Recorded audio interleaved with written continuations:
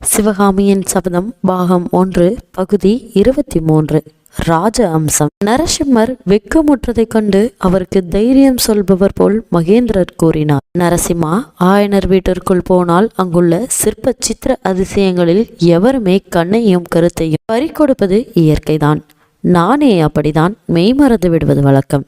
இன்றைக்கு ஆயனார் வீட்டுக்கு செல்லும் போதே சிறிது சந்தேகத்துடன் நான் சென்றபடியால் கூர்மையாக கவனித்தேன். நரசிம்மர் தம் மனக்குழப்பத்தை சமாளித்து கொண்டு கவனித்ததில், என்ன கண்டீர்கள் அப்பா? சிற்பங்களையும் சித்திரங்களையும் தவிர ஆயனர் வீட்டில் வேறொன்றையும் நான் காணவில்லையே என்றார். ஆயனருடைய நடவடிக்கையில் உனக்கு எந்தவிதமான சந்தேகமும் உண்டாகவில்லையா நரசிம்மா? மாமல்லர் மௌனமாயிருந்தார். அடிக்கடி அவர் கவலையுடன் புத்தர் சிலையின் பக்கம் திரும்பினாரே, அதை கவனிக்கவில்லையா என்றார் மகேந்திர பல்லவர். மாமல்லரின் கண்கள் அகன்று விரிந்தன. புத்தர் சிலைக்கு அருகில் நாம் சென்றதும் ஆயனர் தயங்கி தடுமாறியதையும் நீ கவனிக்கவில்லையா? நரசிம்மர் திடுக்கிட்டவராய், அப்பா, அந்த பெரிய புத்த விகாரத்துக்கு பின்னால் ஒருவேளை யாராவது மறைந்திருந்தார்களா என்ன? ஆம் நரசிம்மா, 2 பேர் இருந்தார்கள். அன்றிரவு ராஜவிகாரத்துக்கு அருகில் ஒரு புத்த பிஷுவையும் ஒரு வாலிபனையும் நாம் பார்த்தோம் இல்லையா? அந்த இருவரும் தான். என்ன, அவர்களா ஆயன சிற்பியார் வீட்டில் புத்த சிலைக்கு பின்னால் ஒளிந்திருந்தார்கள்? ஆம், ஆனால் ஒளிந்து கொள்ளும் கலையை அவர்கள் அவ்வளவு நன்றாக கற்கவில்லை. தங்களுக்கு 3வது கண் உண்டு என்பது அவர்களுக்கு எப்படி தெரியும் அப்பா? ஆயனரின் வீட்டில் தாங்கள் அவ்வளவு நேரம் தயங்கியது எனக்கு சிறிது வியப்பை அளித்தது. இப்போது காரணம் தருகிறது என்று நரசிம்மர் பெருமிதத்துடன் கூறினார். மகேந்திரர் இதற்கு விடையொன்றும் கூறாமல் கால்வாயின் மேற் திசையை நோக்கினார். திடீரென்று, அப்பா, ஆயனார் வீட்டுக்கு நான் மறுபடியும் போய் வர விரும்புகிறேன் என்றார் மாமல்லர். எதற்காக நரசிம்மா? அந்த வாலிபனை பார்த்து இந்த வேலை அவனிடம் ஒப்படைக்க வேண்டும். புத்த பிஷுவுடன் அன்றிரவு நாம் பார்த்த வாலிபன் தான் இந்த வேலுக்குரியவன் என்று தாங்கள் சொன்னீர்கள் அல்லவா? அன்று ஊகித்து சொன்னேன், இன்றைக்கு நிச்சயமாயிற்று.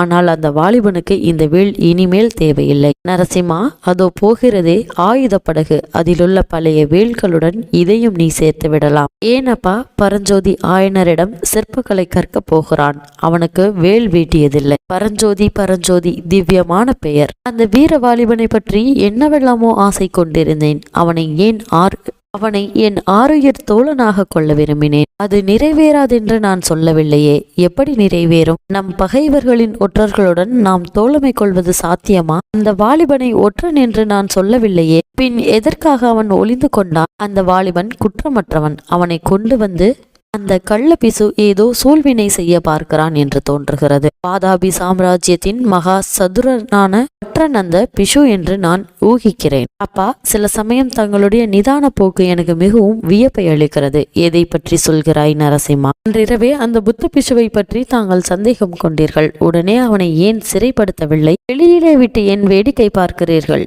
அன்றிரவு சிறைப்படுத்தி இருந்தால் பல்லவர் ஆட்சியத்திற்கு ஏற்பட்டிருக்கும் ஒரு பெரிய அபாயம் எனக்கு தெரியாமல் போயிருக்கும். பெரிய அபாயமா என்று கூறி நரசிம்மர் ஆவலுடன் பரபரப்புடன் மகேந்திரனை நோக்கினார். ஆம், அன்றிரவு நாம் புத்த பிஷுவையும் வாலிபனையும் பார்த்தோம். மறுநாள் காலையில் அவர்கள் ராஜவிகாரத்தில் காணவில்லை. ஆனால் அவர்கள் எந்த கோட்டை வாசலின் வழியாகவும் வெளியே போனதாக தெரியவில்லை அல்லவா? ஆமாம், அவர்கள் எப்படி மாயமாய் மறந்திருக்க கூடும் என்று வியப்பாய்தான் இருக்கிறதல்லவா? ஆமாப்பா, கோட்டைக்கு வெளியே போக ஏதோ கள்ள வழி இருக்க வேண்டும் என்று சந்தேகித்தேன். அந்த கள்ளவழி எங்கே இருக்கிறதென்று சற்று முன்னால் தான் தெரிந்தது. அதை பற்றி யோசித்தனதால்தான் குதிரையை அவ்வளவு வேகமாக விட்டுக்கொண்டு வந்தீர்களா?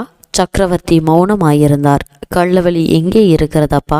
ராஜவிகாரத்தில் புத்த பகவானுடைய விக்கிரகத்திற்கு பின்னால் பார்க்க வேண்டும் நரசிம்மா. சக்கரவர்த்தியின் அறிவு கூர்மையை பற்றி நரசிம்மர் அளவற்ற வியப்பு கொண்டவராய் திகைத்து நிற்கையில், அதோ ராஜஹம்சம் என்று மகேந்திர கூறியதை கேட்டு மேற்கே நோக்கினார். காஞ்சி நகர் பக்கத்திலிருந்து 3 படகுகள் கால்வாயில் வந்து கொண்டிருந்தன. அவற்றின் நடுவில் வந்த படகு சங்கையொத்த வெண்புறமுடைய ராஜஹம்சத்தின் உருவமாக அமைக்கப்பட்டிருந்தது. அதில் ஒரு பக்கத்தில் அமைந்திருந்த தங்க சிங்கதானம் பளபளவென்று மின்னியது. அதன் மேல் விசாலமான வெண்கொற்றை குடை விரிந்திருந்தது. எல்லாவற்றிற்கும் மேலே பல்லவ சாம்ராஜ்யத்தின் ரிஷபகொடி கம்பீரமாய் பறந்து கொண்டிருந்தது. முதலில் வந்த படகும் ராஜஹம்சமும் படகோட்டிகளை தவிர மற்றபடி வெறுமையாயிருந்தன.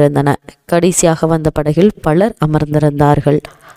மந்திரி மண்டலத்தாரும் வருகிறார்களே, தாங்கள் வர சொன்னீர்களா என்றார் நரசிம்மர். ஆம், இன்றைக்கு துறைமுகத்தில் மந்திரி மண்டல கூட போகிறது. அதற்கு முன்னால் உன்னிடம் நான் சில விஷயங்கள் சொல்ல வேண்டும். அதோடு உன்னிடம் ஒரு வாக்குறுதி கோரப்போகிறேன் என்றார் மகேந்திரர். நரசிம்மருக்கு தூக்கி வாரி போட்டது. அவருடைய உள்ளத்தை கொள்ளை கொண்டவளான சிவகாமி தாமரை குளக்கரையில் அவரிடம் வாக்குறுதி கேட்டு வாங்கி கொண்டு ஒரு முகூர்த்த நேரம் கூட ஆகவில்லை. அதற்குள் அவருடைய அன்பு பக்தியும் உடையவரான தந்தை வேறு வாக்குறுதி கேட்கிறார். இவ்விதம் மாமல்லர் யோசித்துக் கொண்டிருக்கும் போதே படகுகள் மூன்றும் அவர்கள் இருந்த இடத்தை நெருங்கின.